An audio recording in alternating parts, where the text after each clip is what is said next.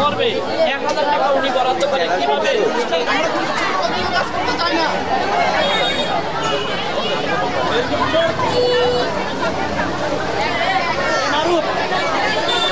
আমাদের এই দাবি নির্মলেন্দু সরকারকে অপসারণ করা না হোক।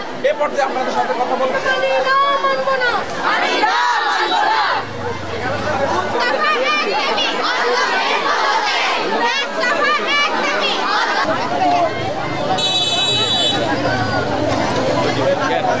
যোগান হবে সবাই।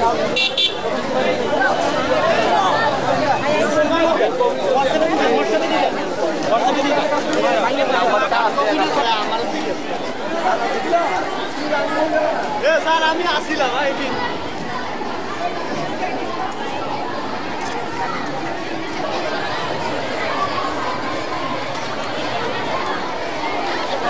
প্রিন্সিপাল স্যার বিভিন্ন দুর্নীতির সাথে জড়িত, আর্থিক লেনদেনের সাথে উনি বিভিন্নভাবে জড়িত।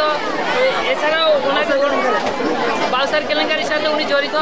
আমরা এই প্রিন্সিপালের আওতায় আর কাজ করবো না, আমরা কাজ প্রত্যাখ্যান করেছি। শিক্ষার্থী হিসেবে আমাদের প্রতিষ্ঠানে কোনো সমস্যার সম্মুখীন হলে আমরা আমাদের প্রিন্সিপালের কাছে সেই সমস্যাটা নিয়ে যেতে পারি। তিনি যে সমস্যাটা সমাধান করবে তার কোনো আন্তরিকতা নেই, প্লাস আমাদের কোনো খেয়ালই তিনি রাখেন না। দেখেন ওনারা কিন্তু দুর্নীতিকে প্রশ্রয় দিচ্ছেন।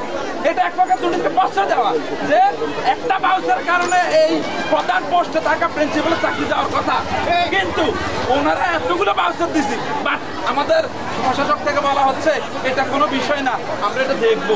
দেখতে দেখতে 1 মাস হয়ে গেছে, আমরা দেখতে চাই না। আমরা অনতিবিলম্বে ওনার প্রশাসন ওনার অপসারণ চাই, ওনাকে বহিষ্কার করতে হবে। আমরা এই প্রিন্সিপাল আর চাই না। এবং আজকে 4টার মধ্যে তাকে পদত্যাগ যদি না করান তাহলে আমরা আরো কঠোর আন্দোলন নিতে বাধ্য হব। আমরা এই অধ্যক্ষের অধীনে আমরা কোনোভাবেই আমরা কার্যক্রম আমরা অধীনে চাকরি করতে কোনোভাবেই ইচ্ছুক নয়। তদন্ত করতে হবে, পুঙ্খানুপুঙ্খভাবে করুক এবং করে একটা ব্যবস্থা নিক। কারণ যে অবস্থা ক্লাস বন্ধ, একটা না একটা ঝামেলা লেগেই আছে।